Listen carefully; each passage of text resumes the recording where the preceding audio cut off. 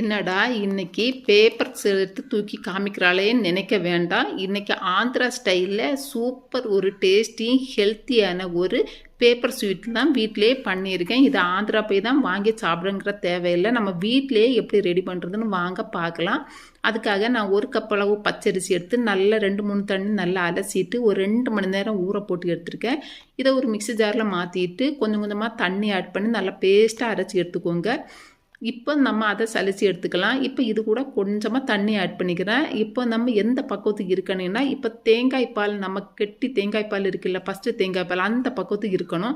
இது நல்லா தண்ணி ஆகக்கூடாது, ரொம்ப கெட்டியும் ஆகக்கூடாது. இதை ஒரு அகலமான பாத்திரத்துக்கு மாற்றிக்கோங்க. இப்போ ஒரு காட்டன் க்ளோத் எடுத்து 2 சைடும் ஸ்டஃப் பண்ணிவிட்டு அப்படியே தோசைக்கல்லில் ரொம்ப ஸ்பீடாக இழுத்து எடுத்துக்கோங்க. ஸ்லோ பண்ணக்கூடாது, ஒட்டிக்கும். இப்போ ஒவ்வொரு தடவையும் பண்ணுறதுக்கு முன்னாடி லைட்டாக ஆயில் அப்ளை பண்ணிவிட்டு ஒரு காட்டன் க்ளோத்தால் நல்லா தொடச்சி எடுத்துக்கோங்க. இப்போ இதே போல் மாவில் ஸ்டஃப் பண்ணுறதுக்கு முன்னாடி ஒவ்வொரு டைமும் பச்சை தண்ணியில் நல்லா முக்கிட்டு மாவில் ஸ்டஃப் பண்ணுங்க. இல்லைன்னா இந்த சூடுலேயே மாவு வெந்துடும். அதே போல் கடாய் ரொம்ப சூடாக இருக்கக்கூடாது, லைட் சூடாக தான் இருக்கணும்.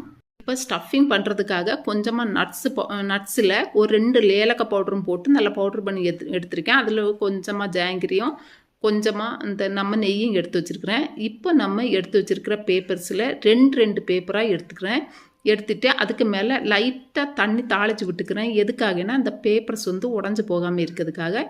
இப்போ இதுக்கு மேலே நம்ம எடுத்து வச்சுருக்கிற நெய்யில் கொஞ்சம் ஆட் பண்ணிவிட்டு கொஞ்சமாக ஜாங்கிரி பவுடரும் போட்டு கொஞ்சமாக நட்ஸு பவுடரையும் போட்டு நல்லா அப்படியே ஃபோல்டு பண்ணி எடுத்துக்கலாம். நமக்கு எந்த ஷேப்பு வேணுமோ அந்த ஷேப்புக்கு நம்ம ஃபோல்டு பண்ணி எடுத்துக்க வேண்டியதுதான்.